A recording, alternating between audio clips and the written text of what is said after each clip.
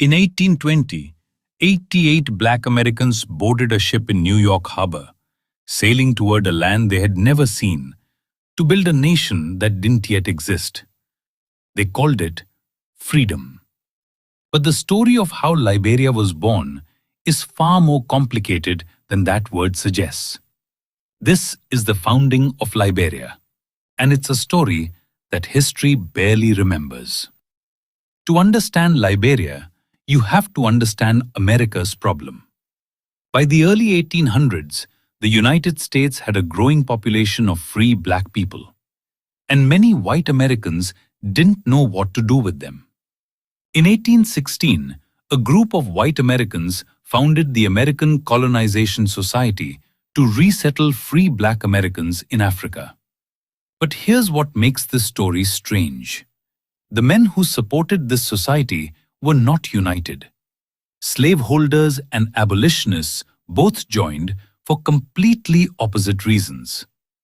Some genuinely believed black Americans deserved a homeland of their own. Others simply wanted free black people gone, fearing they would inspire enslaved people to rebel. Just 3 weeks after the society was founded, black activists in Philadelphia organized a protest that drew 3,000 people. Many free black Americans didn't want to leave. They saw America as their home too. On January 31st, 1820, those 88 men, women and children boarded a ship believing they were heading toward a promised land. What they found instead was brutal.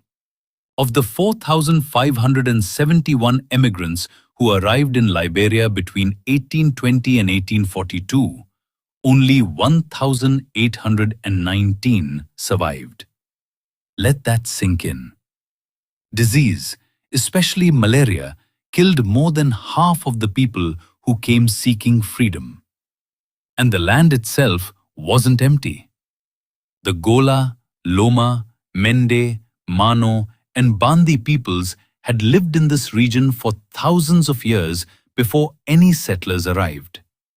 The deal that secured the land for the settlers wasn't exactly fair either. When local leader Zolu Duma tried to back out of the agreement, an American naval officer threatened him at gunpoint. Despite everything working against them, the settlers persisted. In 1824, the colony was officially named Liberia, and its capital, Monrovia, named after US President James Monroe. But the new arrivals, who came to call themselves Americo-Liberians, built a society that mirrored the very hierarchy they had escaped. They viewed indigenous Africans as primitive people who needed to be civilized and saw themselves as the rightful leaders of the new nation. Race was no longer the dividing line. Now it was culture, class, and who had come from America versus who had always been here.